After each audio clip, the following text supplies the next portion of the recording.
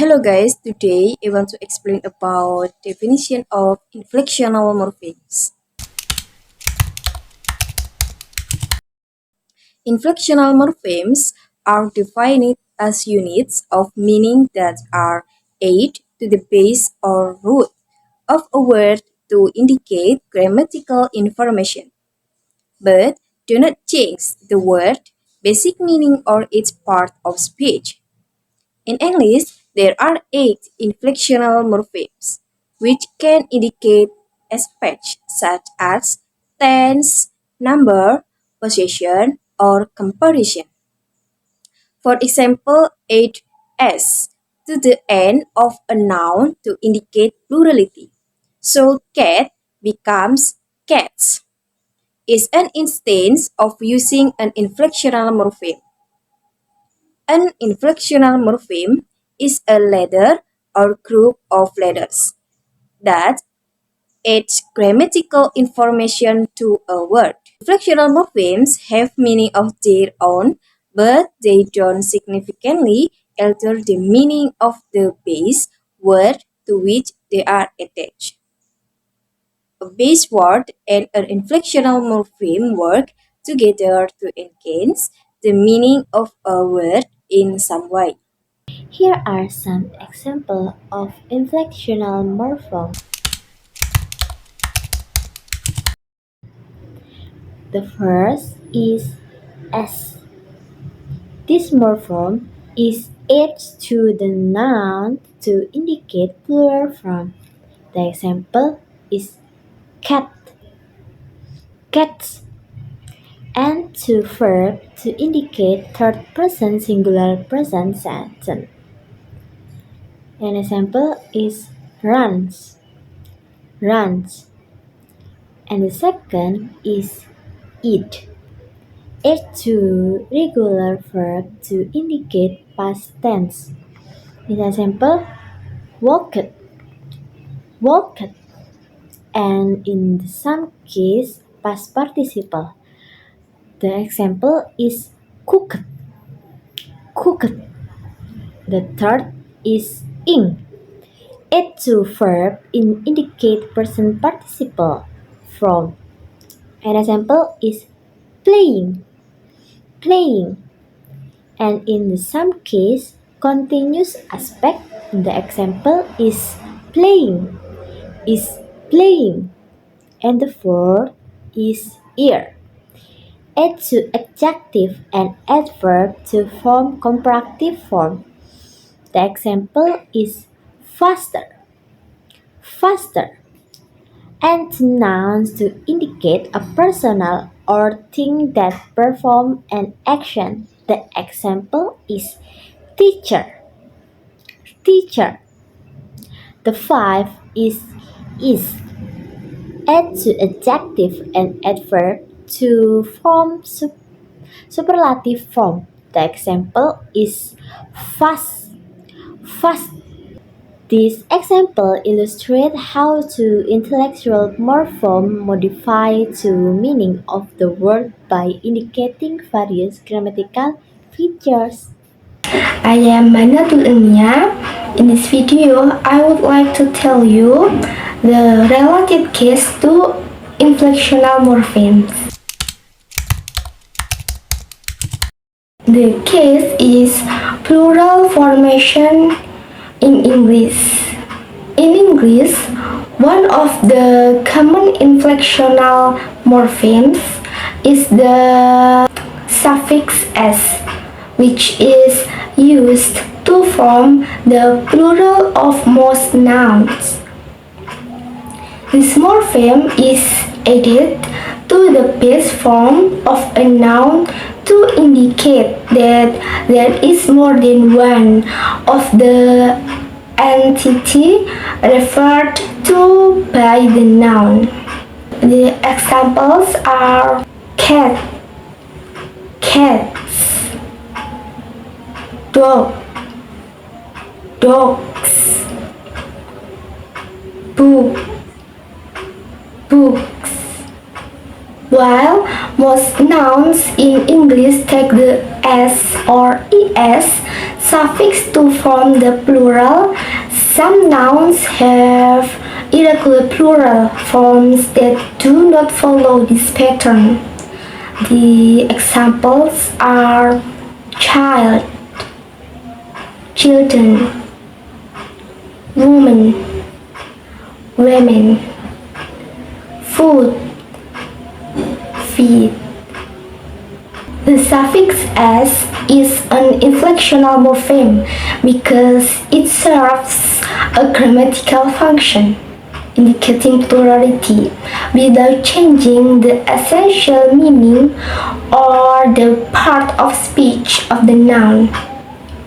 The base form of the noun remains the same, and the suffix is added to fulfill a grammatical requirement. So this is an inflectional morpheme because it doesn't change the main word. But this one is not an inflectional morpheme because it replaces the main word. And then third person singular present tense verb. From another related case of inflectional morphemes in English is the use of the suffix s to mark the third person singular present tense in verbs. For example, he talks, she runs, it flies. In this context, the s suffix is added to the base form of the verb to indicate that the action is being formed by a singular third person subject in the present tense. So the both case, plural noun formation and third person singular verb illustrate how inflectional morphemes function to convey grammatical information. In both instances, the inflectional morpheme s is essential for the grammatical correctness of the sentence, but doesn't alter the fundamental meaning of the word to which it's attached. And the conclusion is inflectional morphemes play a crucial role in the structure and meaning of sentences. Understanding their usage and function helps in grasping the grammatical nuances of a language, as seen in the plural formation of nouns and the conjugation of verbs in English. Next, tips for identifying inflectional morphemes. 1. Look for patterns. Inflectional morphemes often follow specific patterns. For example, in English the present tense suffix is typically s or s for regular verb, e.g. walk, walk, talk, talk. Number 2. Check for irregularities. Not all words follow regular pattern. Some inflectional morphemes may be irregular, such as the English plural as, e.g. cat, cats. Number 3. Examine word families. Study word families with different forms: run, ran, running, gone, gone, going. Number 4. Analyze the content. Consider the sentence or phrase where the word appears. Inflectional morphemes often depend on the contents in which they are used. Okay, the next trick for analyzing inflectional morpheme. 1. Break down words into components. Break down words into their consistent parts. root word plus inflectional morpheme to better understand their structure and function. Example, the word happening can be broken down into happen, root word, plus ing, inflectional morpheme, indicating the present participle. Number 2. Identify morphological pattern.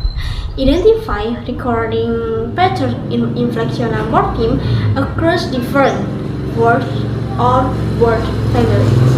Example, many English nouns that refers to living things have the suffix hood, such as childhood, younghood, and adolescence.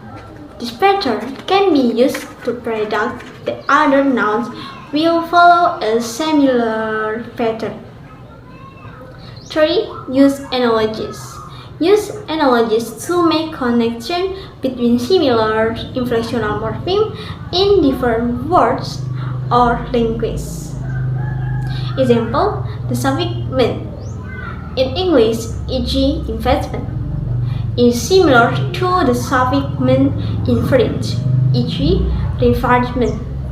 Both suffix indicate a result or product of an action. Number 4. Practice with examples. Practice identifying and analyzing inflectional morpheme with concrete examples from various languages.